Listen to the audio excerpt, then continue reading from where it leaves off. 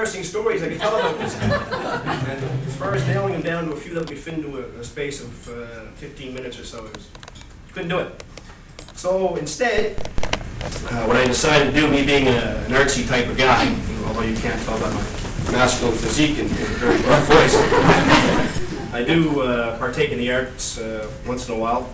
So what I did was I concocted a poem, which gives us a little brief chronological history of some of Michael's life and might give you an idea about who and what Mike's all about. And hopefully some of the guys here who've known him longer will relate to what I'm about to say. Everybody ready? We're scared, but ready. My story begins in a place far away that lies on the eastern shore. In the town of St. John, on a cold winter's day, a man among infants was born.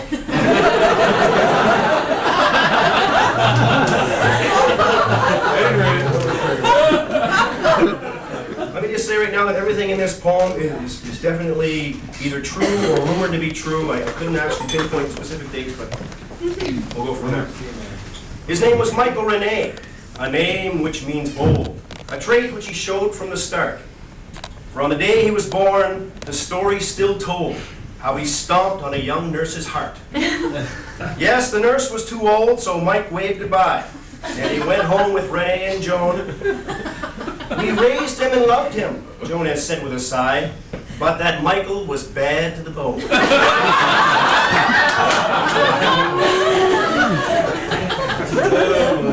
Yes, Michael, sweet Michael, that man among boys, would often not do what they taught.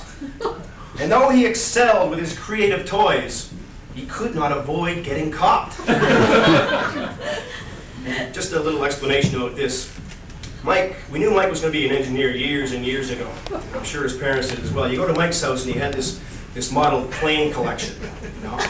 And I don't know if anybody else did modeling, but I did modeling, you know. I'd put some models together and, you know, there'd be 10 parts left over. Hey, I think I did a good job. You know? You go to Mike's house and they're all laid out in this nice shelving unit. And this is when he's like 7 or 8 years old. And they're exact scale replicas of World War II fighter planes, you know, and he's painted them all exactly how they had looked when they were doing battle, and that wasn't good enough for him. He would heat up needles and put bullet holes through the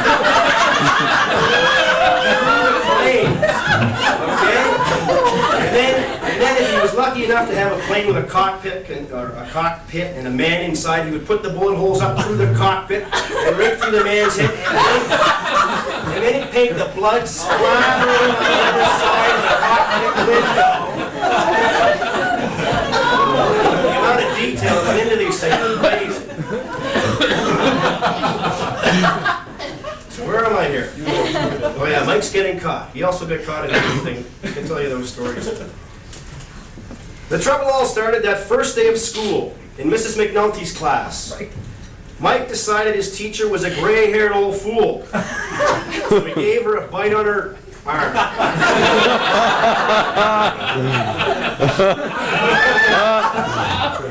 Try to keep this thing PG-13.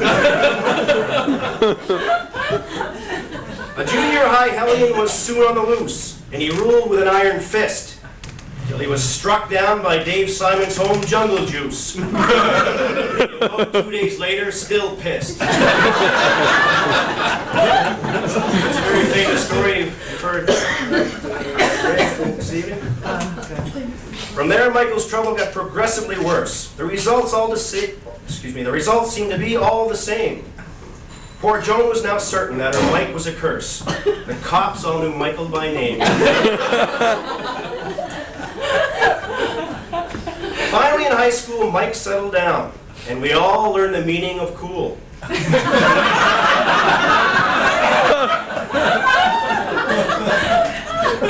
He soon became known as the biggest stud in town. If you just mentioned his name, girls would drool.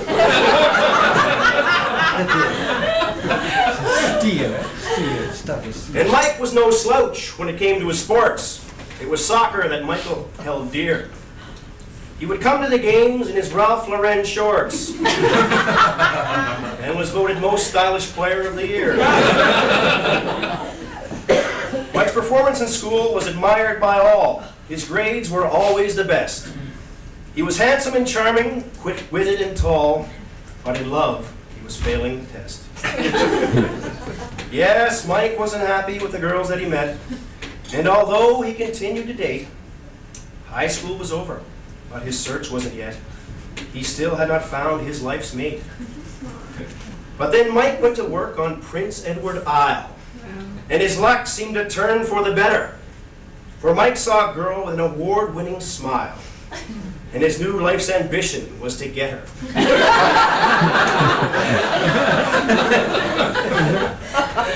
This girl was a princess, the cream of the crop. Her eyes were like diamonds on fire. When Mike gazed upon her, his heart wouldn't stop. Mike knew that his love would not tire.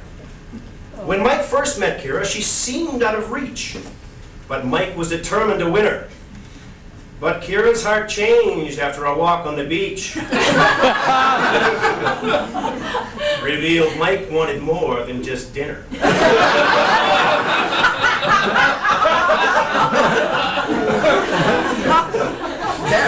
Yes, Kira had fallen for the oldest trick in the book. But she answered to Mike's mating call. For Mike used his manhood as the bait for his hook. By wearing shorts that were 3 sizes small.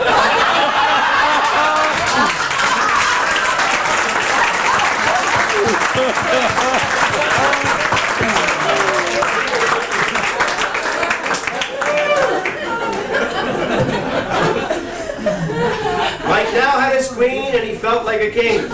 And their kingdom would be downtown T.O.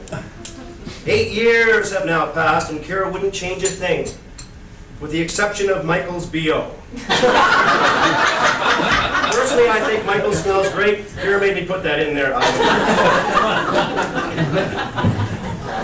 Well, Mike's now with Newbridge. They fell for a smile, and they couldn't pass up on their deal.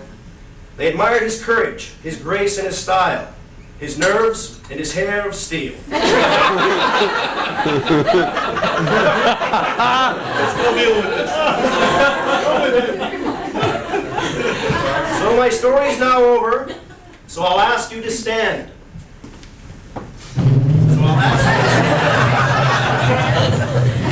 As we honor our humble host, and armed now with glasses held high in our hands, I'll offer dear Michael this toast.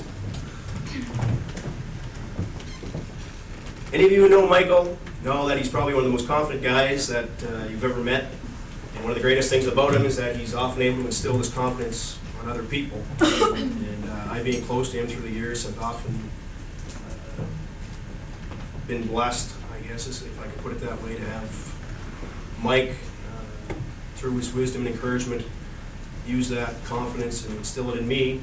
And I hope and thankful for the position I have today and the things I have been able to accomplish. And I actually hold him directly responsible for a lot of that. So, that being said, I'm going to say, here's to my very best friend in the world, and to the true best man today, Michael René Doiron. Here's to Michael. Hey! Congratulations. Come on.